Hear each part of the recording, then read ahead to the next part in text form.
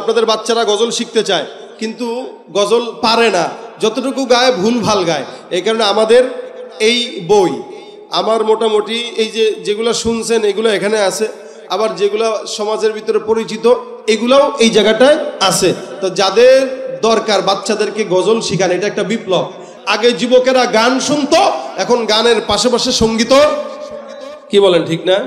তা আপনাদের বাচ্চাদেরকে সঙ্গীত শোনাবেন। অনেক লোকেরা বলে হুজুর আমার বাচ্চা আপনার গজল না শুনলে খায় না, আবার আপনার গজল না শুনলে ঘুমায় না, আবার কান্নাকাটি করলে আপনার গজল দিলে কান্না বন্ধ হয়ে যায়। এটা একটা বিপ্লব না? যদি গান দিয়া কান্না বন্ধ করা লাগতো তাহলে কি হইতো? আমরা যদি এগুলো না দিতাম তাহলে গান শোনায় কান্না বন্ধ করা লাগতো, গান শোনায় ঘুম পাড়ানো লাগতো। যেহেতু আমরা এগুলা দিচ্ছি তার মানে এখন থেকে সঙ্গীতই হবে, কোনো গান হবে। রাসূল বলেন কেউ যদি 5 ওয়াক্ত নামাজের পরে মান করা আয়াতুল কুরসিয়্যু ফি দুবুরি কুল্লি সালাতিন মাকতুবা, প্রত্যেক ফরজ নামাজের পরে যদি কেউ আয়াতুল কুরসি পাঠ করে, আল্লাহ পাক রব্বুল আলামিনের হাবিব বলেন তার মরার পরে শুধুমাত্র তার জিন্দেগি এই দুনিয়া আর জান্নাত, দুনিয়া আর জান্নাত এর মাঝখানে মৃত্যু ছাড়া তাকে জান্নাতে ঢুকতে কেউ বাধা দিতে পারবে না। তার মানে মরবেন তো সোজা কোথায়? মরবেন সোজা কোথায়? লাম ইয়ামনাহু মিন দুখুলিল জান্নাতি ইল্লা আইয়ামুত, একদম মরার সাথে সাথে জান্নাত দিয়ে দিবেন আল্লাহ পাক রব্বুল আলামিন। এটা হলো আয়াতুল কুরসির ফজিলত। 5 ওয়াক্ত নামাজের পরে মাগরিব পড়ছেন তো পড়া হয় নাই, বলেন আল্লাহু লা ইলাহা ইল্লা হুয়াল হাইয়ুল কাইয়্যুম লা তাখুযুহু সিনাতুন ওয়ালা নাওম লাহু মা ফিস সামাওয়াতি ওয়া মা ফিল আরদ মান যাল্লাযী ইয়াশফাউ ইনদাহু ইল্লা বিইذনি ইয়ালামু মা বাইনা আইদিহিম ওয়া মা খালফাহুম ওয়া লা ইউহীতুনা বিশাইইন মিন ইলমিহি ইল্লা বিমা শাআ ওয়াসি'a কুরসিয়্যুহুস সামাওয়াতি ওয়াল আরদ ওয়া লা ইয়াউদুহু হিফযুহুমা ওয়া হুয়াল পড়ছেন। রাসূল সাল্লাল্লাহু আলাইহি ওয়াসাল্লাম অন্য হাদিসে বলেন কেউ রাত্রিবেলা পড়লো তো সকাল পর্যন্ত আল্লাহ পাক রব্বুল আলামিন তাকে রহমত আর বরকত দান করতে থাকবেন। এই জন্য আয়াতুল কুরসি এটা ফজিলতপূর্ণ। বৃষ্টি পড়তেছে মাথায়? হ্যাঁ পড়তেছে? শুনেন কষ্ট করে, এই বৃষ্টি শীত আসার বৃষ্টি নাকি? শীত আসবে, এখনো তো শীত আসে নাই, শীত পরেই নাই। আমি কোট নিয়ে আসছি মানে বুঝেন শীতের শুরু হইলো আর কি বলেন ঠিক না? আপনাদের এই যে দুনিয়ার নিজাম পাল্টে গেছে। গতকালকে রাত্রে দেখতেছি একটা সংবাদে বলতেছে যে দুনিয়ার চুম্বাকর্ষণ নাকি উল্টা পাল্টা হয়ে যাচ্ছে, যার কারণে যে কোনো সময় সূর্য পশ্চিম দিকে উঠবে। ও ভাই, বিজ্ঞানীরা বলতেছে সূর্য পশ্চিম দিকে উঠবে। এই গাধারা এখন বলে, আর আমার নবী 1000 বছর আগে বলে গেছে। এই গাধারা বলে এখন, আমার নবী বলেছে কখন? 1000 বছর আগে। আর বর্তমান সিচুয়েশন যেটা দেখতেছেন আপনারা বাংলাদেশের আশেপাশের দেশগুলোর পরিস্থিতি, আমার তো মন বলে অবশ্যই গাজওয়ায়ে হিন্দ আমাদেরকে হাত ছানি দিয়ে ডাকছে। ইমাম মাহদির জন্য এখন তৈরি হতে হবে। প্রত্যেকটা মা যেন তার সন্তানকে এই কথা শিখায়, এই বাচ্চারা তোমরা জিহাদের জন্য তৈয়ার হয়ে যাও। আমরা সন্ত্রাসবাদ পছন্দ করি না, তবে জিহাদকে অপছন্দ করি না। সন্ত্রাসবাদকে পছন্দ করি না, জিহাদকে অপছন্দ করি না। সন্ত্রাসবাদ আল্লাহ পাকের সঙ্গে নাফরমানি, আর জিহাদ আল্লাহ পাকের ফরজ ইবাদত। ঠিক কিনা জোরে কর। সময় ঘনায় আসছে বলেই তো এখন সংবাদ মাধ্যমে প্রচার হচ্ছে সূর্য কোন দিকে উঠবে। তার মানে এটা বলতে পারে না যে কিয়ামত ঘনায় আসছে, এটা বলে না। বিজ্ঞানীরা বলছে গাধা বল যে কিয়ামত ঘনায় আসতেছে, কারণ যেই অবস্থা দুনিয়াদারির এমন কোন আলামত নাই কিয়ামতের আগে যেটা ঘটবে এটা এখন ঘটতেছে না, সব ঘটতেছে। কি বলেন ঠিক না? আল্লাহ আমাদের হেফাজত করুক, বলেন আমিন। রাসূল সাল্লাল্লাহু আলাইহি ওয়াসাল্লামের এক সাহাবী আবু হুরায়রা উনি হাদিস বর্ণনা করেন। উনি বলেন নবী করিম সাল্লাল্লাহু আলাইহি ওয়াসাল্লাম আমাকে একবার কিছু সদকার মাল পাহারা দেওয়ার জন্য দায়িত্ব দিয়েছেন মসজিদে নববীর পাশে। তা আবু হুরায়রা রাদিয়াল্লাহু তাআলা আনহু এই মালগুলো নিজের কাছে রেখে দিয়েছেন ঘরের ভিতরে।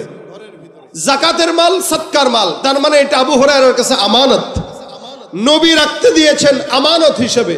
আচ্ছা বলেন তো, আমানতের খেয়ানত যে করে সে মুমিন না মুনাফিক?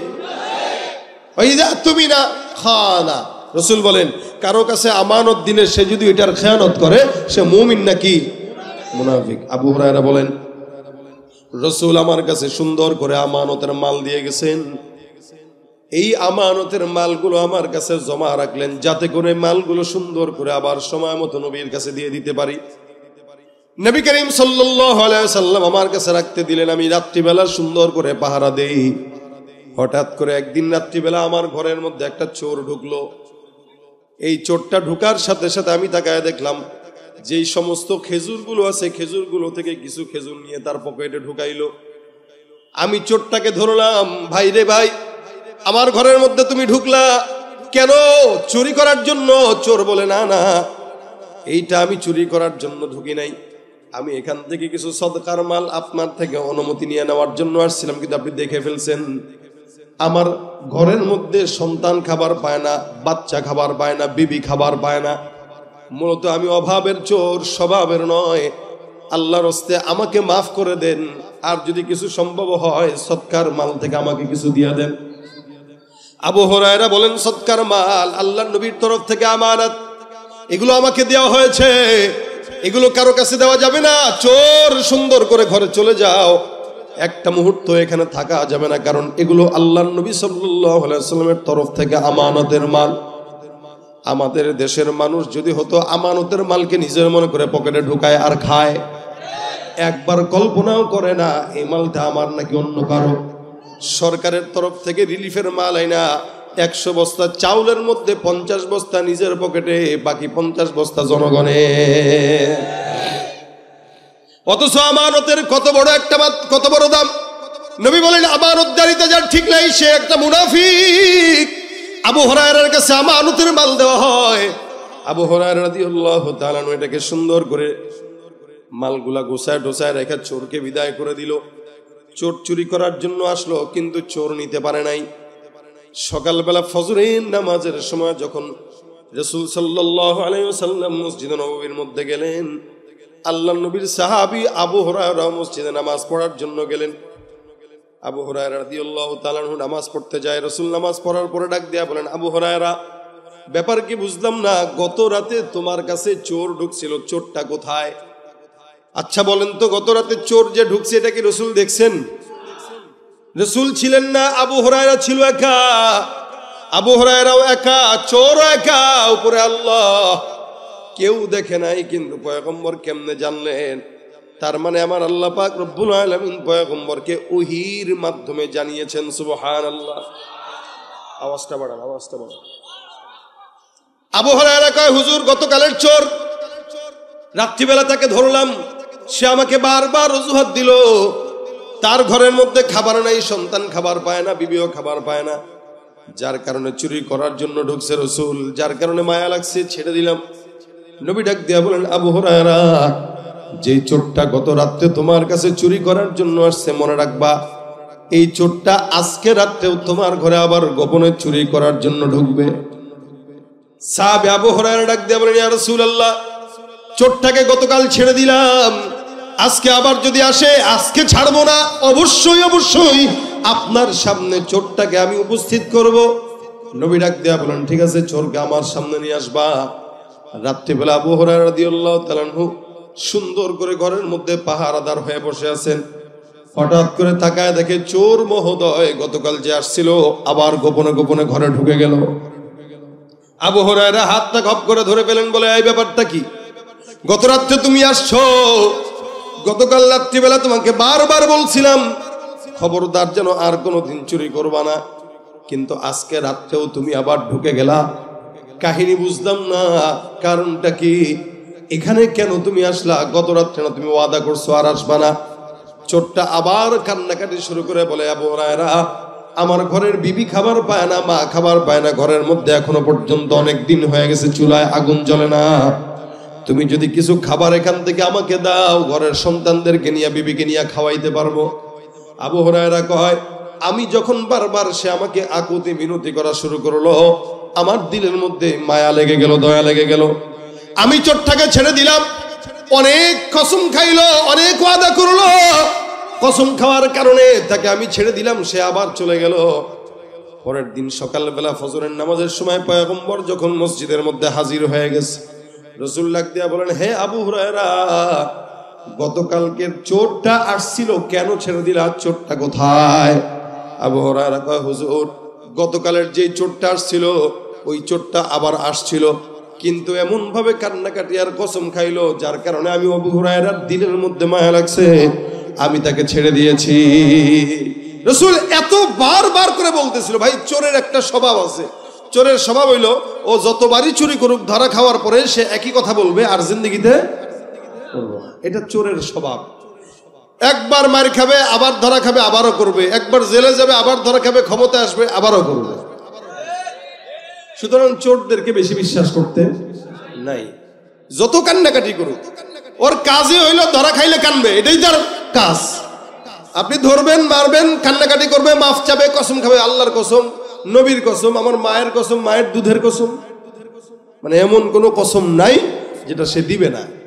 সে দিবে, কিন্তু দেওয়ার পরেও সে আবার কি করবে?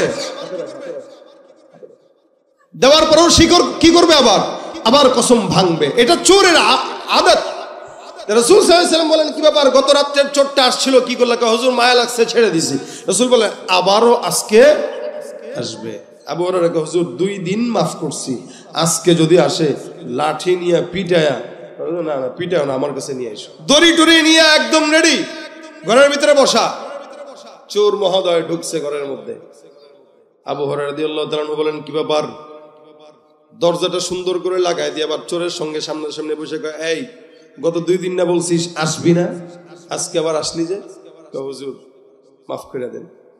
আবু হুরায়রা কয়, মাফ না, আজকে তোরে রাসূলের কাছেই নেব। আর চোর জানে নবীর কাছে যাওয়া মানে চোরের বিচার আছে না নাই? ইসলাম বিচার দিয়েছেন কি, আস-সারিকু ওয়াস-সারিকা ফাকতাউ আইদিয়াহুমা।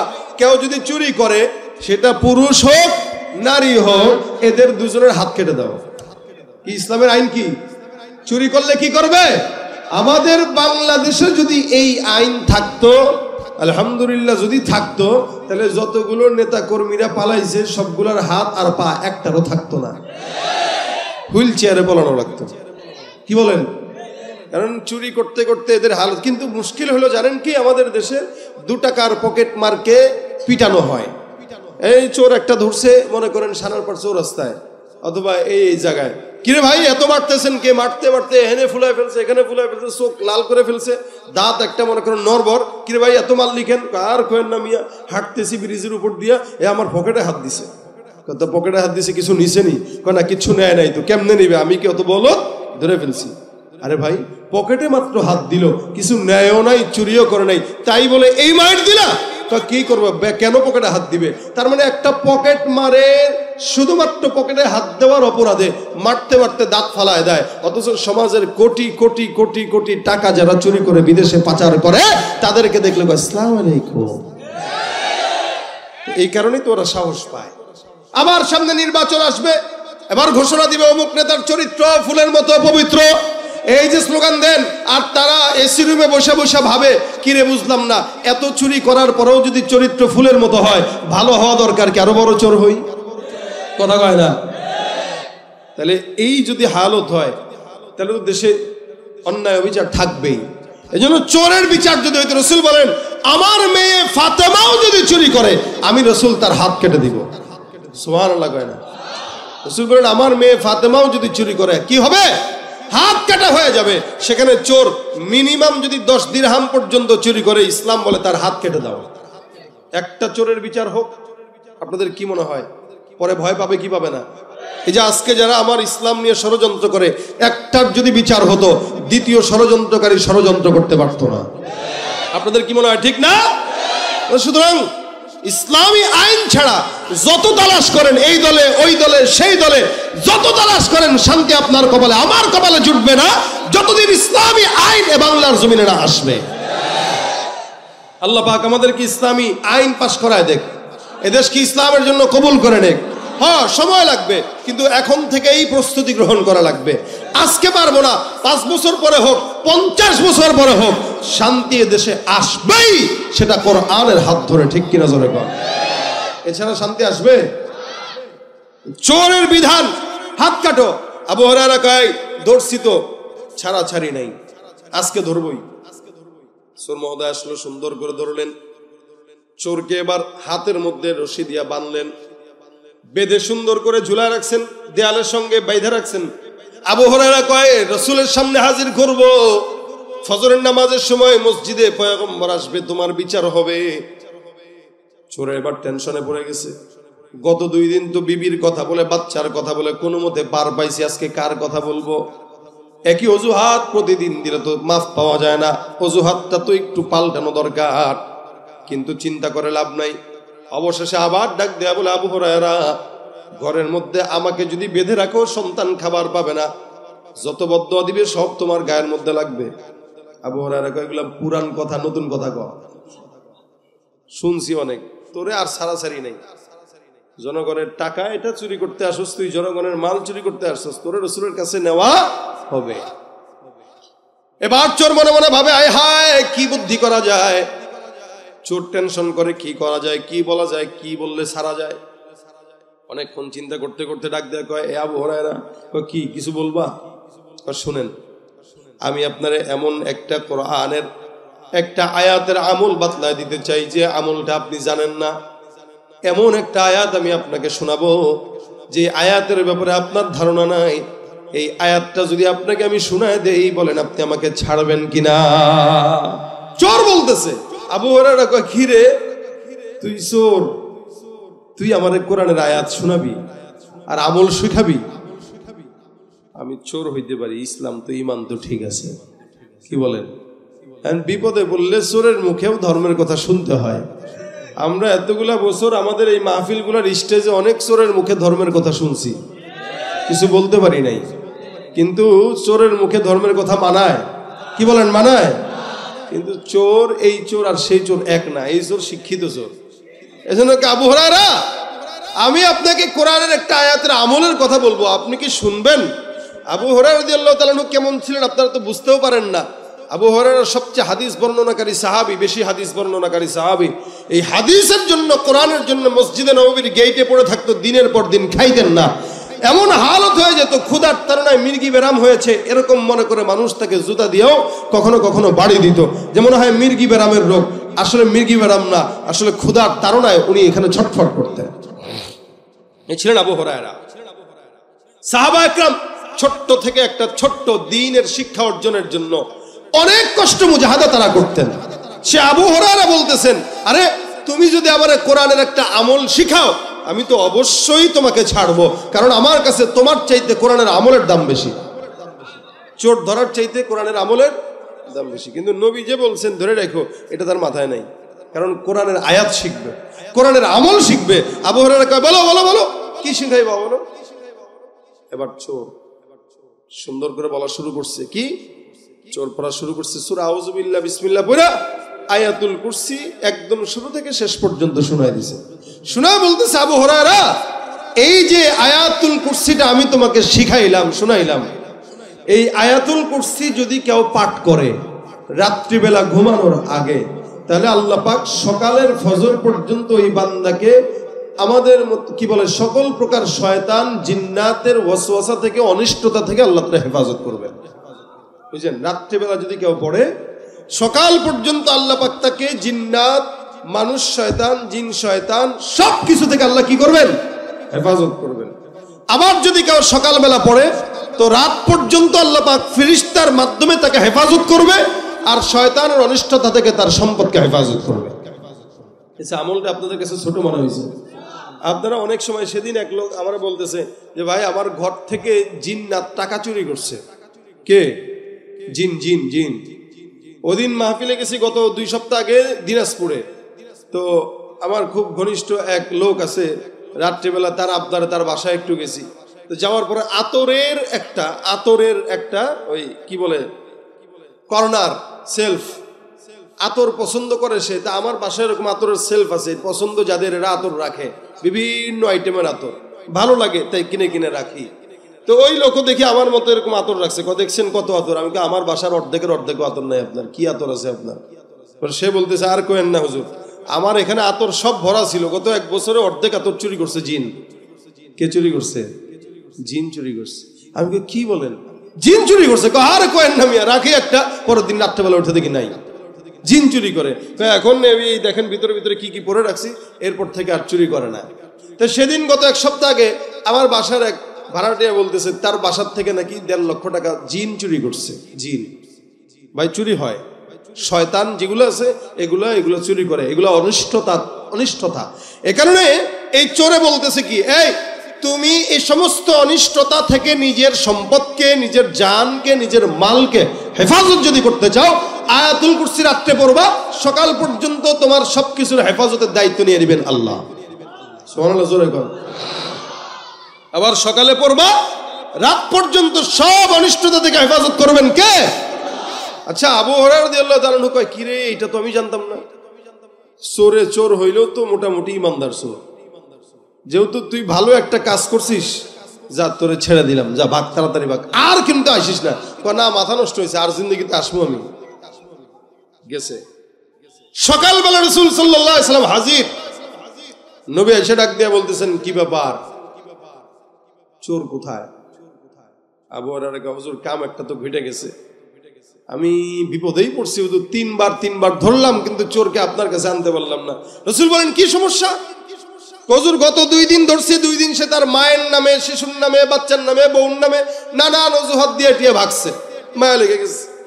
রুহামা উবাইনাহুম, সাহাবা একরাম ছিল, এদের দিলে মায়া ছিল, দয়া ছিল। কিন্তু লাস্টের দিন হুজুর তাকে দড়ি দিয়া বাঁধছি। বাঁধার পরে সে আমারে বলতেছে, ভাই রে, তোমারে আমল একটা শিখাবো, বিনিময়ে ছেড়ে দিও। আমি চিন্তা করছি আমার আমল দরকার, চোর দরকার নাই। চোর দিয়ে কি করবে? চোর থাকবে, যতক্ষণ থাকবে ততক্ষণ বিপদ। এদিকে তাকাবো, ওদিক দিয়ে ওটা পকেটে পড়বো, ওদিকে তাকাবো, ওটা পকেটে পড়বো, ওর সাথে আমি পারবো? চিন্তা করলাম, ওরে কোনো মতে ঘর থেকে বের করতে পারলে বাঁচি, তবে বের যে করবো কিছু তো একটা দিবে। সে আমারে বলছে আমাকে একটা আমল শিখাবে, আমলের বিনিময়ে তাকে ছাড়তে হবে। তা আমি আল্লাহর রহমতে চিন্তা করলাম আমলটা শেখা জরুরি। আমি চোরের থেকে আমল শিখছি, চোরকে আমি ছেড়ে দিছি। নবী বলেন, কি আমল শিখছি একটু শোনাও মানে। সাহাবী বলতেছেন, হুজুর চোর আমাকে বলে গেছে, কেউ যদি রাত্রে বেলা ঘুমের আগে আয়াতুল কুরসি তেলাওয়াত করে তো সারা রাত আল্লাহ পাক শয়তানের অনিষ্টতা থেকে হেফাজত করবে। আবার সকালবেলা যদি পাঠ করে তো সারা দিন আল্লাহ পাক শয়তানের অনিষ্টতা থেকে হেফাজত করবে। নবী বলেন, মাশাআল্লাহ। এই আবু হুরায়রা, মনে রাখো, ইন্নাহু ক্বাদ সাদাকাকা ওয়া হুয়া কাযুব। আবু হুরায়রা, সে তোমাকে যা বলেছে 100% সত্য কথা বলেছে, তবে সে যে লোকটা বলেছে লোকটা সত্যবাদী না, সে মিথ্যাবাদী। আবু হুরায়রা কে, হুজুর আপনি কি তাকে চিনেন? আপনি কি তাকে চিনেন? প্রথমবার আসলো, আপনি বললেন আবারও আসবে, সে আসছে। আপনি বললেন আবারও আসবে, সে আসছে। আবার এখন বলতেছেন সে মিথ্যাবাদী, তার মানে রাসূল আপনি তাকে চিনেন? আপনি বলেন তো নবী সে কে? নবী বলেন, অবশ্যই আমি তাকে চিনি, কারণ তার ব্যাপারে আল্লাহ আমাকে সতর্ক করেছেন। যাকা শাইতান, ও আসলে দুনিয়ার কোনো সাধারণ চোর না, ওটা হলো শয়তান চোর। কে? শয়তান। কে? আবু হুরায়রা কে, হুজুর শয়তান আসছে? কহা, ইবলিসের সবচেয়ে বড় যে শয়তান, ওদের মূল নেতা, এতদিন পর্যন্ত তোমার এই সম্পদের অনিষ্টতা করার জন্য তোমার কাছে 3বার আসছে, কিন্তু পারে নাই। লাস্টে বাঁচার জন্য, আমি নবীর হাত থেকে বাঁচার জন্য, কোনো মতে তাদের হাত থেকে যেন বাঁচতে পারো, এটার আমল শিখাই দিয়ে গেছে। কারণ আমার কাছে ধরা খাইলে তার খবর আছিল। বুঝেন? যে বলেছে সে কে? সে কে? শয়তান। যেহেতু শয়তান জানে কোন কাজ করলে তার থেকে আপনি বাঁচতে পারবেন, আর ওই শয়তানই শিখাই দিয়ে গেছে, আবু হুরায়রা যদি আয়াতুল কুরসি পড়ো তো আল্লাহ পাক তোমাকে হেফাজত করবে। এই জন্য এটা অনেক বড় ফজিলতপূর্ণ একটি আয়াত। আমরা আমাদের সমাজে বসবাস করি, দেখা যায় অনেক সময় টাকা জমাই ব্যাংকে, 2 টাকা, 5 টাকা, 10 টাকা, 20 টাকা করে রাখেন। আর আপনি এটারে আয়াতুল কুরসি পড়ে ফু দিয়ে রেখে দিবেন, দেখবেন ইনশাআল্লাহ অনিষ্টতা আসবে না, বরকত বাড়বে। আর যদি এমনি রেখে দেন, ওই আপনার যেই টাউট পোলাটা আছে, এটা মোটামুটি খোসায় খোসায় ওইখান থেকে টাকা বার করে গাঁজা খাবে। কি? এজন্য যখন টাকা রাখবেন ব্যাংকে রাখেন, যেখানেই রাখেন, ঘরে রাখেন, আয়াতুল কুরসি পড়া রেখে দিবেন, ইনশাআল্লাহ আপনার সম্পদ কোনো জিন শয়তান চুরি করতে পারবে না। এটা হলো আমল, হাদিসের আমল। উবাই ইবনে কাব রাদিয়াল্লাহু তাআলা থেকে বর্ণিত, উনি বলেন যে আমি একবার, আমার বিশাল বড় একটা খেজুর বাগান ছিল, ওই খেজুর বাগানে আমি একদিন গেলাম বাগান পরিদর্শন করার জন্য, কতটুকু ফল ধরছে। উবাই ইবনে কাব রাদিয়াল্লাহু তাআলা বলেন যে আমি বাগানের ভিতরে ঢুকে একটা যুবককে দেখলাম দুপুরবেলা, কিন্তু যুবকটাকে দেখে আমার সন্দেহ হইল যে আসলে কি এটা মানুষ নাকি জিন, এমন কেন চেহারা? দেখবেন কিছু কিছু মানুষ আছে দেখলে ভয়ঙ্কর মনে হয়। তো উবাই ইবনে কাব বলেন, আমি লোকটাকে দেখে ডাক দিয়া বললাম, ভাই তুই কি আসলে মানুষ নাকি জিন্নাত, বল আমাকে। আমি তাকে ধরলাম, সে বলতেছে, ভয়ে বলতেছে, হ্যাঁ আসলে আমি জিনের জাতি এবং জিনের মধ্যে সর্বোচ্চ শক্তিশালী যে আমি সে। আবু হুরায়রা বলতেছে, তাহলে তোমার হাতটা আমাকে দেখাও। উবাই ইবনে কাব বলতেছে, তোমার হাতটা আমাকে দেখাও। তা উবাই ইবনে কাব বলেন, আমি যখন তার হাত দেখতে চাইলাম, ওই জিন্নাত তার হাতটা আমার সামনে বাড়ায় দিল। আমি তার হাতটার দিকে তাকায় দেখলাম তার হাত আর কুকুরের হাত সেম, এবং তার হাতে কুকুরের মতো পশম, তার হাত এবং তার সারা শরীরে বড় বড় বড় বড় পশম। আমি তখন বুঝলাম যে হ্যাঁ, এটা আসলে জিন্নাত। তখন আমি তাকে বললাম, তাহলে তুমি আমার বাগানে কেন ঢুকলা? কি কারণে এখানে আসছো? তোমার বাগানের যত খেজুর আছে এগুলোর বরকত নষ্ট করার জন্য আসছি। যেহেতু ধরে ফেলছি তোমারে, তাহলে একটু বলে যাও, তোমাদের মতো শয়তানদের হাত থেকে বাঁচার উপায়টা কি একটু বলে যাও, নাহলে তোমার ছাড়বো না। শয়তান বিপদে পড়ছে। ভাই সাহাবা একরামরা শয়তান নিয়ে খপ করে ধরে ফেলতেন।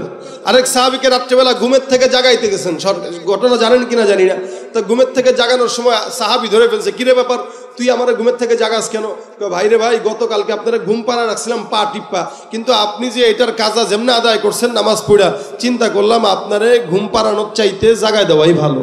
কারণ আপনারা একদিন যদি কোনো মতে ঘুম পাড়ায় দেই, পরের দিন আপনি আরো বেশি তাহাজ্জুদ পড়েন। চিন্তা করলাম তার চাইতে এত তাহাজ্জুদ পড়া দরকার নাই, যখন উঠেন তখনই উঠেন, 10 টাকা পড়েন, 10 টাকা দিয়ে পড়েন, 20 টাকাতে দরকার নাই। সাহাবি ধরে ফেলছে। সাহাবিরা শয়তান ধরতে পারতো, আর আমরা শয়তানরে ধরি ঠিকই। শয়তানরে কই, দোস্ত তুই আমার পাশেই থাকিস, আমি বিপদে বললে তুই যেন বাঁচাস। এই আমাদের দেশের শয়তানগুলো এখন লজ্জা পায়। ওই আব্দুল লতিফ সিদ্দিকী যখন কয় আমার কোনো গুনাহ নাই, শয়তান কয় আল্লাহ আমি কি শয়তান, ও আমার চেয়ে বড়টা। ঠিক কিনা জোরে কন?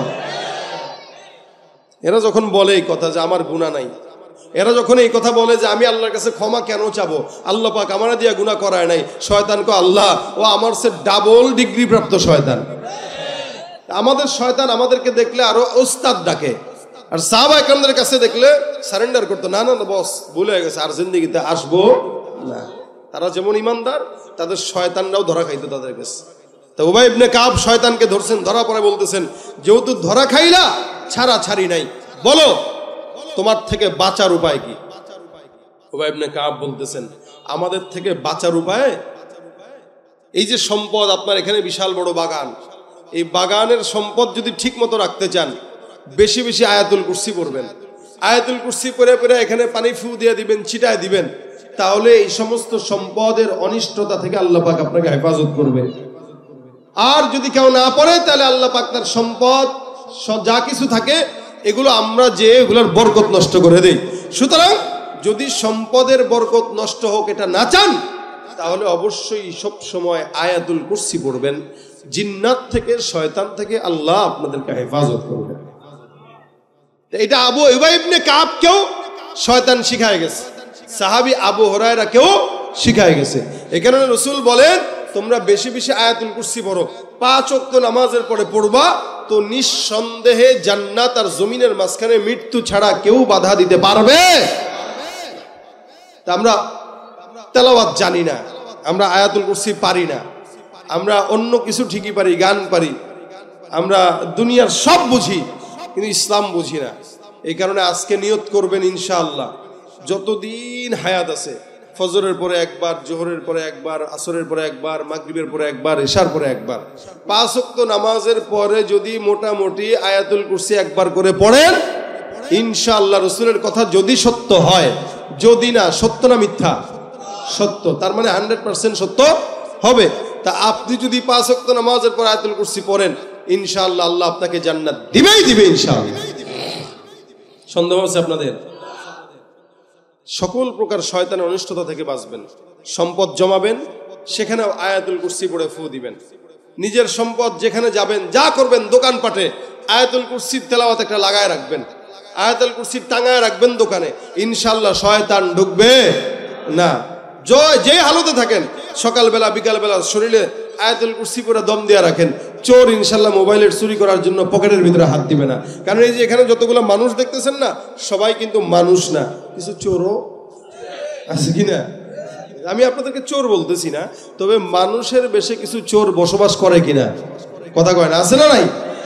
ভিড়ের ভিতরে চলতে গেলে বিপদ, যখন তখন হাত দিয়ে দেয়। আরে মোটামুটি মসজিদে গেলেও চোর পাওয়া যায়, আবার এই মাহফিলে গেলেও চোর পাওয়া যায়, ওই ফ্লাইওভারে গেলেও চোর পাওয়া যায়, ওভার ব্রিজে হাঁটতে গেলেও চোর পাওয়া যায়। এখন যে কোনো টাইপের চোর থেকে যদি বাঁচতে চান, আয়াতুল কুরসির বিকল্প আছে। এখানেও যারা আছেন একটু পকেটটা সাবধানে রাখেন। দাঁড়ায় রয়েছেন অনেকক্ষণ ধরে, যাওয়ার সময় দেখবেন নিজের মোবাইল নাই, রাত্রেবেলা ফেসবুকের আমল করতে পারবেন না।